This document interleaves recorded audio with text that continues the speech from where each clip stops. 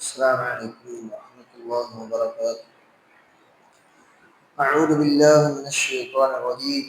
بسم الله الرحمن الرحيم.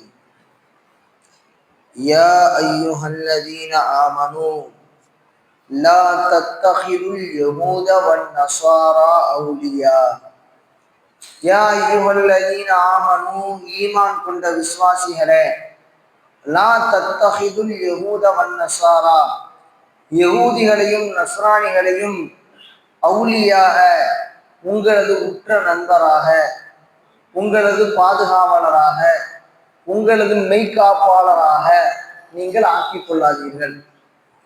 பாலுவும் அவுலியா பால், அவர்களில் சிலர் சிலரோடு நெருக்கமாக நேசர்களாக இருந்து கொள்கிறார்கள் என்று அல்லாஹ் சொல்றான். அதாவது ஆயத்தில் அல்லாஹ் சொல்லக்கூடிய எச்சரிக்கை, நீங்கள் எந்த காலத்திலும் சரி எப்பொழுதும் நீங்கள் யகூதி நஸ்ரானிகளை உங்களுக்கு உற்ற நண்பர்களாக ஆக்கிக் கொள்ளாதீர்கள் என்று அல்லாஹ் சொல்றான். அதாவது ஒரு தகப்பன் தனது பிள்ளைகிட்ட இந்த விஷயத்தை தயவு செஞ்சு செஞ்சிடாதப்பா அப்படின்னு சொல்றாரு.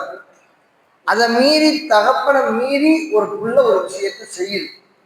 செஞ்சுட்டு அதுக்கப்புறம் ஏதாவது நஷ்டம் ஏற்பட்டா அதுக்கப்புறம் கவலைப்படுறது அந்த மகன் தான். மகனும் சரி தந்தையும் சரி.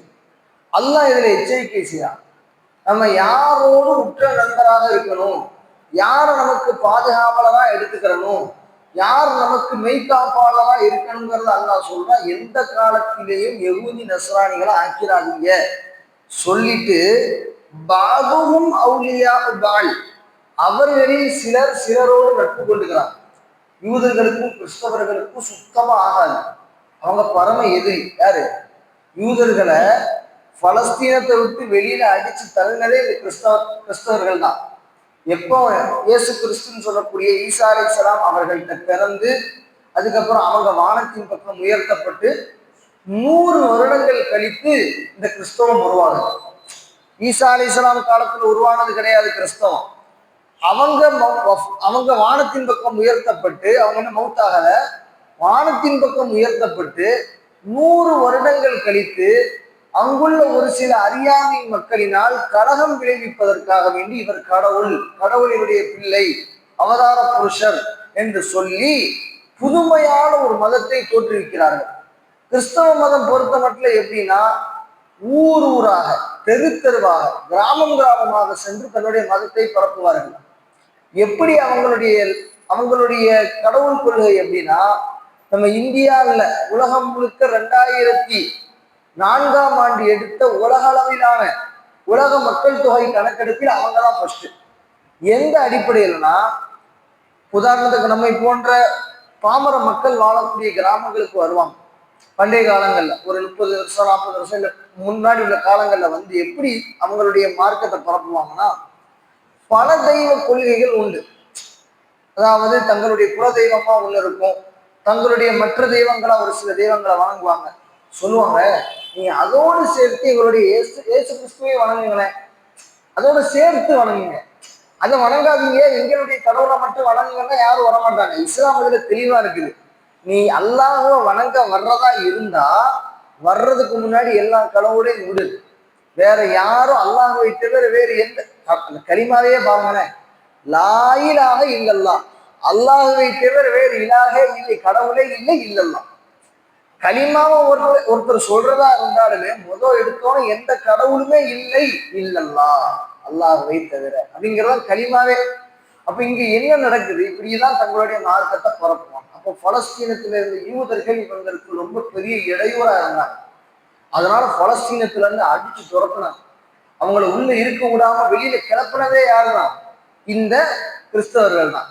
ஆனா முஸ்லிம்களை எதிர்க்கக்கூடிய விஷயத்துல பரம எதிரிகளான இவர்கள் கூட உற்ற நண்பர்களாக ஆகிக்கொள்வார்கள். அதான் அல்லாஹ் குர்ஆன்ல சொல்றான், நீங்கள் யகூதி நஸ்ரானிகளை உற்ற நண்பர்களாக, பாதுகாவலர்களாக, அரசியல் நண்பர்களாக, அவர்கள் தான் உங்களுக்கு வழிகாட்டக்கூடிய வழிகாட்டிகளாக எடுத்துக்கொள்ளாதீர்கள்.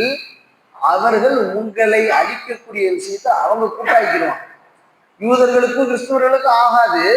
ஆனா பலஸ்தீன மக்கள் கொல்லப்படும் பொழுது இங்கிருந்து இந்தியாவிலிருந்து நிறைய கிறிஸ்தவர்கள், ஆமா, அந்த நாடு யூதர்களுக்கு தேவைப்படுது.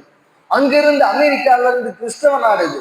அங்கிருந்து எல்லா விதமான ஆயுதங்களும் சப்ளை பண்ணப்படுது. எதுக்கு? இஸ்ரேலுக்கு அடிக்கிறதுக்கு. முஸ்லீம்களை அடிச்சு எப்படியாவது இந்த பலஸ்தீனத்தை கைப்பற்றுங்க. முஸ்லீம்கள் இவங்க ரெண்டு பேத்துக்கும் எதிரி. அதான் அல்லாஹ் சொல்றான், நீங்க எந்த காலத்தையும் நண்பர்கள் ஆக்கிக்கிறாதீங்க. உங்களை அழிக்கக்கூடிய விஷயத்துல அவங்க ரெண்டு பேரும் ரொம்ப தீவிரமா இருக்கிறாங்க. நீங்க பார்க்கலாம், நம்ம நேரான பாதையில் இருக்கிறோம்னு பேசலாம். நம்ம அல்லாஹ்வுடைய தூய மார்க்கத்துல இதான் உண்மையான மார்க்கம், இதான் இறை வேதம், கடைசி வேதம், நபிசுல்லா அலைஹிஸ்ஸலாம் தான் உண்மையான நபி நம்ம பேசுறோம். ஆனா நம்ம ஒவ்வொரு நாளும் அடி வாங்கிக்கிட்டே இருக்கோம். ஆனா நம்மளை அடிக்கிறதுக்கு நம்ம இருக்கவே கூடாதுன்னு நினைக்கிறவங்க நம்மளை அழிக்கிறதுக்கு ஒவ்வொரு நாளைக்கு என்ன செய்யலாங்கிறது திட்டம் போட்டுக்கிட்டு இருக்கிறாங்க. இந்தியாவா இருக்கட்டுமே, இந்தியால ஒரு சமயத்துல பல்வேறு ரீதியான சமய அடுக்குகள் உண்டு, ஜாதி ரீதியான வர்க்க பாகுபாடுகள் உண்டு.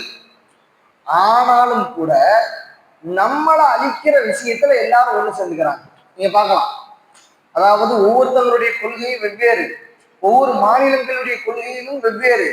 ஆனா முஸ்லீம்கள் அழிக்கணும், முஸ்லீம்கள் இந்த நாட்டுல இருக்கக்கூடாது, ஏதாவது ஒரு சட்டத்தை கொண்டு வரணும், அவங்கள நிம்மதியா இருக்க விடக்கூடாது, அவங்களுடைய வாக்குகளை நம்ம இல்லாம ஆக்கணும் என்று சொல்வதற்கு என்னென்ன விஷயங்கள் செய்யணுமோ செய்யறாங்க. ஆனா தூய மார்க்கம் இஸ்லாம் தான் ரொம்ப புனிதமானது, அதை ஏற்றுக்கொண்டக்கூடிய நாம் தான் புனிதமானவர்கள் பேசக்கூடிய நம்ம அடி வாங்கிக்கிட்டே இருக்கக்கூடிய காரணம் என்ன? நம்மகிட்ட ஒற்றுமை இல்லை. அழிக்கணும்னு நினைக்கிறவங்ககிட்ட ஒற்றுமை இருக்கு, அதனால அவங்க வெற்றி பெற்றுக்கிட்டே இருக்கிறாங்க. ஆனா எது புனிதம்னு சொல்றோமோ, எது இஸ்லாத்தினுடைய இறை மார்க்கம் அல்லாஹ்வுடைய மார்க்கம்னு சொல்றோமோ நம்மகிட்ட ஒற்றுமை இல்லை. அதாவது சொல்ல போறதா இருந்தா, கூர் மழுங்கிய கத்திய வச்சு எத்தனை தடவை எதிரியை குத்தி என்ன பிரயோஜனம்? அது உள்ள இறங்காது. அவங்க அப்படி இல்லை, ஒற்றுமையில ரொம்ப ஸ்ட்ராங்கா இருக்காங்க, எந்த எதிரையும் விட்டு கொடுக்க மாட்டேங்கிறாங்க. ஒருத்தனை எப்படியாவது இஸ்லாத்தை இல்லாம ஆக்கினாத்தான் அல்லாஹ் சொல்றான், அவர்களில் சிலரோடு உங்களை அழிக்கக்கூடிய விஷயத்துல ரொம்ப தீவிரமா இருக்கிறாங்க. உமர் ரலியல்லாஹு சொன்னாங்க, அபு மூசல் அஷ்அரி அப்படின்னு ஒரு சஹாபி இருந்தாங்க. அந்த சஹாபிட்ட, அபு மூசலே நீங்க கவர்னர். அப்ப நபி உமர் ரலியல்லாஹு சொல்றாங்க, நீங்க என்ன செய்யுங்க, எனக்கு கணக்கு வழக்குகளை ஒப்படைக்கணும். ஏன்னா நீங்க என்னவா இருக்கிறீங்க, ஒரு ஒரு முக்கிய பொறுப்புல இருக்கிறீங்க. உங்கள்கிட்ட வரக்கூடிய வரவு செலவு கணக்கு என்ன, அரசாங்க கஜானாக்கு எவ்வளவு வரவு வருது, எவ்வளவு செலவு நடக்குது என்பதுங்கிறத நீங்க தெளிவா என்கிட்ட விளக்கி கொடுத்துருங்கிறாங்க. அவங்க சரி ஹலீஃபாவேன்னு சொல்லிட்டு கொஞ்ச நாள் கழிச்சு என்ன வரவு செலவு கணக்கு என்னன்னு கேட்கும் பொழுது அவர் ஒரு கணக்கு பிள்ளையை வச்சிருக்கிறார். யாரு? அபு மூசல் அஷ்அரி. கணக்கு பிள்ளை யாருன்னு கேட்டா, அக்கௌண்ட் பாக்குறது யாருன்னு கேட்டா ஒரு கிறிஸ்தவர். அந்த கிறிஸ்தவரை கூட்டிட்டு அவரை முன்னாடி வச்சுக்கிட்டு, இது இவ்வளவு வரவு, இவ்வளவு செலவு, இவ்வளவு செலவு அப்படிங்கிறத உமர் ரலியல்லாஹு சொல்றாங்க. உமர் ரலியல்லாஹுக்கு இந்த ஆயத்து மண்டையில ஓடிக்கிட்டே இருக்குது. இந்த ஆயத்து யா இவ்வளவு நாம அவுலியா, நீங்கள் அவுலியா, நீங்கள் இந்த யஹூதி நஸ்ரானிகளை உற்ற நண்பர்களாக ஆக்காதீங்க, உங்களது பாதுகாவலர்களா ஆக்காதீங்க, மெய்காப்பாளர்களா ஆக்காதீங்கிற இந்த ஆயத்து மைண்ட்ல ஓடிக்கிட்டே இருக்கு. அப்படியான்னு கேட்டுட்டு உடனே உமர் ரலியல்லாஹு சொன்னாங்க, அபு மூசலே உங்களை பள்ளியாசக்குள்ள கூட்டிட்டு வாங்களேன் அப்படின்னாங்க. இதெல்லாம் வெளியில வச்சு நடக்குது இந்த பேச்சு, பள்ளியாசக்குள்ள கூட்டிட்டு வாங்களேன் அப்படின்னாங்க. உடனே அபு மூசல் அஷ்அரி, இல்ல உமரே ரலியல்லாஹு அன்ஹு, உள்ள கூட்டிட்டு வர முடியாது. ஏன் உள்ள கூட்டிட்டு வர முடியாது? பெருந்தொடக்கில் இருக்கிறாங்களோ அப்படின்னு சும்மா, அதாவது அவங்களுக்கு புரிய வைக்கணும் அந்த மார்க்கத்தை என்னங்கிறத புரிய வைக்கணும். ஏன் பெருந்தொடக்கில் இருக்கிறாங்களோ குளிப்பு கடமையா அப்படின்னு கேட்கறாங்க. இல்ல குளிப்பு கடமை இல்லை, இவங்க யதார்த்தமாவே இவங்க என்னது அசுத்தம்னா என்னது, இஸ்லாத்தை ஏற்றுக்கொள்ளாதவர்கள் இவங்க பரிசுத்தமானவங்களா இல்லை. அத்தியாவசிய தேவைக்கு அவங்கள தங்க வைக்கலாம். உதாரணத்துக்கு வெள்ளம் போன்ற பேரிடர்கள், மற்ற எல்லா காரியங்கள் வருது ஒரு சமுதாயம் அது. ஆனா தேவையில்லாத விஷயங்கள் அப்படி வரும் பொழுது உமர் ரலியல்லாஹு அப்படி கேட்ட உடனே அவங்களுக்கு புரிஞ்சுட்டு சொன்னாங்க, இந்த ஆயத்தை ஓதி காமிச்சாங்க. உமர் ரலியல்லாஹு கொஞ்சம் யோசிச்சு பாருங்க, நீங்க அவங்க உற்ற நண்பர்களாக்கி உங்களுக்கு எல்லா விதமான ரகசியங்களையும் நீங்க அவங்ககிட்ட பகிர்ந்துக்கிறீங்க. நம்மளுடைய வரவு என்ன, நம்மளுடைய செலவு என்ன என்பது எல்லாமே அவருக்கு தெரியுது. நம்மை அவர்கள் அழிப்பதற்கு முற்பட மாட்டார்கள் என்று என்ன நிச்சயம்? அதே மாதிரி இன்னொரு சம்பவம் ஒண்ணு நடக்குது. உமர் ரலியல்லாஹு மேல யூதர்கள் ரொம்ப கொஞ்சம் பிரியமா இருப்பாங்க. உமர் ரலியல்லாஹு எப்படியாவது கைக்குள்ள போட்டுக்கிறோம்னு அவங்களுக்கு ரொம்ப ஆசை. யார? உமர் ரலியல்லாஹு சின்ன வயசா இருக்கும் பொழுது, இன்னும் விவரம் தெரியாது, ஆடு வச்சுக்கிட்டு இருப்பாங்க. அவங்க கத்தாப் அவங்களுடைய தந்தை, உமர் ரலியல்லாஹுடைய தந்தை. ஹத்தாப் அவங்க ஆடு மேய்க்க விட்டுருக்கும் பொழுது அந்த ஆடு மேய்க்கும் பொழுது இந்த யூதர்கள் வந்து பேசினாங்க, இந்த மாதிரி பிற்காலத்துல நீங்க வந்து பெரிய ஜனாதிபதியா வருவீங்க, அப்ப நாங்க உங்கள்கிட்ட ஏதாவது குற்றம் விழிச்சு வந்தா நீங்க என்னை மன்னிக்கணும் அப்படின்ட்டு யாரு, யூதர்கள் சொன்னாங்க. உமர் அலி எல்லாம் சிரிச்சாங்க, நானா ஆடு மேய்க்கக்கூடிய நான், அப்ப நபிசுல்லா அலைஹிஸ்ஸலாம் நபியா வருவாங்கன்னு தெரியாது, இந்த மாதிரி இஸ்லாம்னு ஒண்ணு இருக்கும், நம்ம ஜனாதிபதியா இருப்போம் அப்படிங்கிறதும் உமர் அலி அல்லாக்கு தெரியாது. ஆனா அவங்க மூலியமா தான் அல்ல இஸ்லாத்துக்கு பெரிய நிலப்பரப்பு எல்லாம் கையில கொடுத்தான். பாரசீகம் ரோம் எல்லாமே உமர் அலி அல்லாவுடைய காலத்துலதான் கட்டுக்குள்ள வந்துச்சு.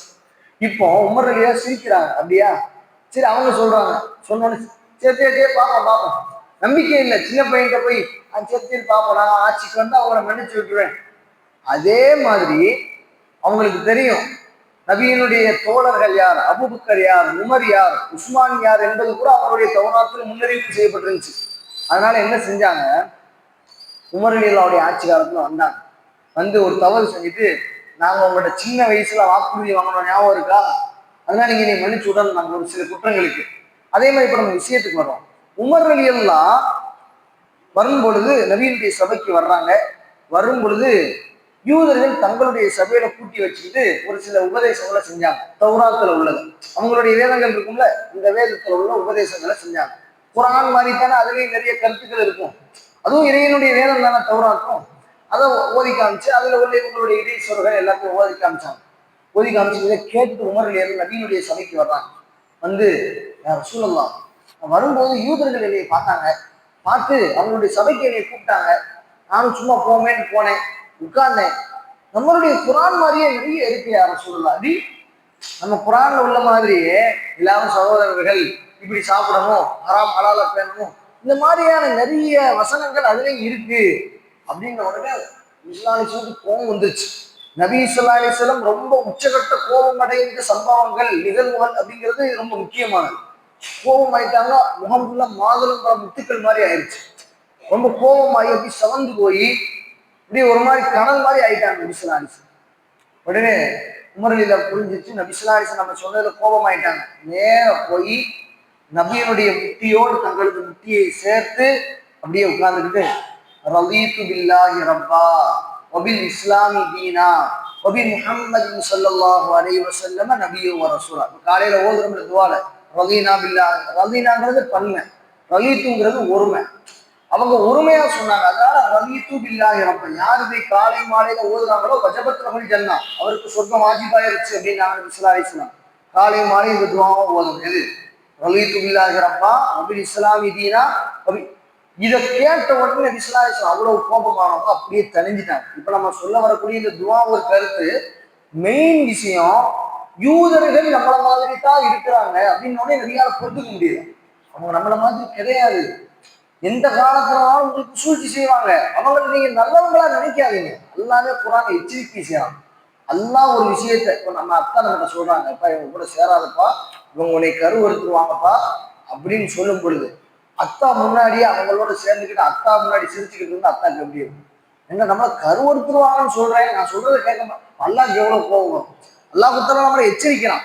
நம்ம எத்தனையோ விஷயங்கள்ல பார்க்கணும், நம்ம முஸ்லீம்களோடு, அதாவது அவங்களை புறக்கணிக்கிறது இல்லை, என்னதான் இருந்தாலும் முஸ்லிம்களை மேம்படுத்தக்கூடிய விஷயத்துல ஒருவர் ஒற்றுமையோட இருக்கணும் அப்படிங்கிறது அல்லாஹ் இங்க ரொம்ப தெளிவாக வலியுறுத்திட்டு அல்லாஹ் சொல்றான், வமையத்த வல்லகும் மின்கும் ஃபைன்னஹும் மின்ஹும், யார் அவர்களை பின்பற்றுகிறார்களோ, யார் நான் சொல்ல மீறி அவங்க உண்மையிலே நேசர்களாக எடுத்துக்கொண்டார்களோ அவரை சார்ந்தவர். இஸ்லாத்துல இருந்துகிட்டு ஒருவர் அவர் தான் ரொம்ப நம்பிக்கைக்குரியவர் சொல்றாரோ அவரை சார்ந்தவர். இப்பொழுதுல சவுதி அரேபியாவை எடுத்துக்கோங்க, நமக்கு பாதுகாவலர்கள் யார், அமெரிக்கா தான், அமெரிக்கா சொல்றதை நம்ம கேட்கணும் என்று எப்படி தீர்க்கமான ஒரு முடிவை எடுத்துட்டாங்களோ அல்லாஹ் சொல்றான், யார் அவர்களை உற்ற நண்பர்களாக ஆக்கி பாதுகாவலர்களாக ஆக்கி கொண்டார்களோ அவர்களை சார்ந்தவர்கள். நிறைய விஷயத்துல இந்த மாதிரி சொல்லியிருக்கிறாங்க. யார் யூத நஸ்ரானிகளுக்கு ஒப்பாக நடக்கிறார்களோ, பிற சமயத்தவர்களுக்கு ஒப்பாக நடக்கிறார்களோ அவர்கள் நம்மை சார்ந்தவர்கள் அல்ல. நம்மை சார்ந்தவர்கள் அல்ல என்பதே ஒரு மாபெரும் ஒரு டிக்ளரேஷன், ரொம்ப ஒரு வலியுறுத்தக்கூடிய ஒரு விஷயம், அந்த கடுமையை எச்சரிக்கக்கூடிய விஷயம். இதுலேயே அல்லாஹ் தான் சொல்றான், யார் அவர்களை முழுமையாக ஏற்றுக்கொண்டார்களோ, இங்க இருந்துகிட்டே அவங்கள நம்புறாங்களோ அவர்களை சார்ந்தவர்கள்.